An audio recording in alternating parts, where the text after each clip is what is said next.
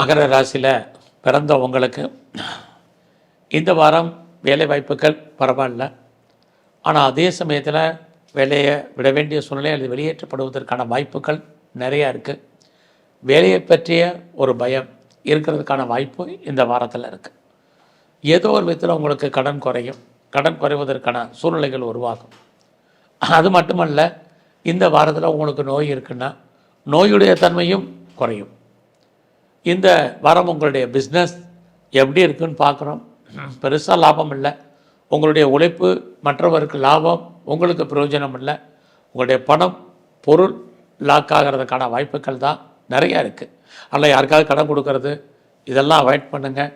கொடுத்த கடனாக கேட்டால் திரும்ப பகை வருவதற்கான வாய்ப்புகள் இதெல்லாமே இன் ஃபியூச்சரில் உங்களுக்கு இருக்குது. ஸோ இந்த வாரத்தில் வருமானங்கள் உங்களுக்கு இருக்குது, செலவுகளும் ஏற்படுவதற்கான வாய்ப்புகள் உண்டு. அதோட உங்களுடைய முயற்சிகள் பெரிய லெவலில் இருந்தால் மட்டும்தான் சக்ஸஸ் பண்ண முடியும். ஏன்னா உங்களுடைய முயற்சி ஸ்தானத்தில் சனி பகவான் இருக்கிறது உங்களுக்கு தேவையற்ற சோம்பேறித்தனத்தை உருவாக்குவார். ஸோ எந்த ஒரு விஷயத்தையுமே நாளைக்குன்னு போஸ்ட்போன் பண்ணக்கூடிய எண்ணங்கள் சிந்தனைகளை உருவாக்குவார். அதனால் சனி பகவானுடைய இந்த எண்ணம் உங்களுக்கு பெரிய லெவலில் மாற்றத்தை கொடுக்கும் அப்படிங்கிறதுக்கு இல்லை. சுறுசுறுப்பாக இருங்க, இது ரொம்ப முக்கியம்.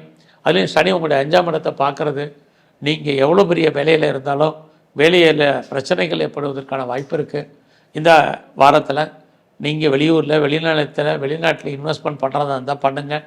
உங்களுடைய வெளிநாட்டு பயணங்கள் நல்ல விதமாக முடிவதற்கான வாய்ப்புகள் இருக்குது. நீங்கள் ஃபர்தராக ரிசர்ச் பண்ணுறீங்க அல்லது பிஹெச்டி பண்ணுறீங்கன்னா தாராளமாக பண்ணுங்கள். ஆல்ரெடி நான் பண்ணிகிட்ருக்கேன் அப்படிங்கிறவங்க நீங்கள் பாஸ் பண்ணுவீங்க. இந்த வாரத்தில் உங்களுடைய 12ஆம் இடத்தை குரு பார்க்குறாரு.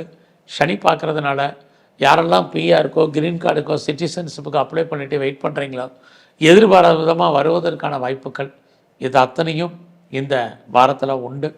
இந்த வாரம் தேவையற்ற செலவினங்கள் விரயங்களுக்கான வாய்ப்புகள் இருக்குது. அடக்கி வாசிங்க. குறிப்பாக இந்த வாரம் விநாயகருடைய வழிபாடும் குரு பகவானையும் நல்ல தரிசனம் பண்ணிட்டு வாங்க, நன்மைகள் ஏற்படும்.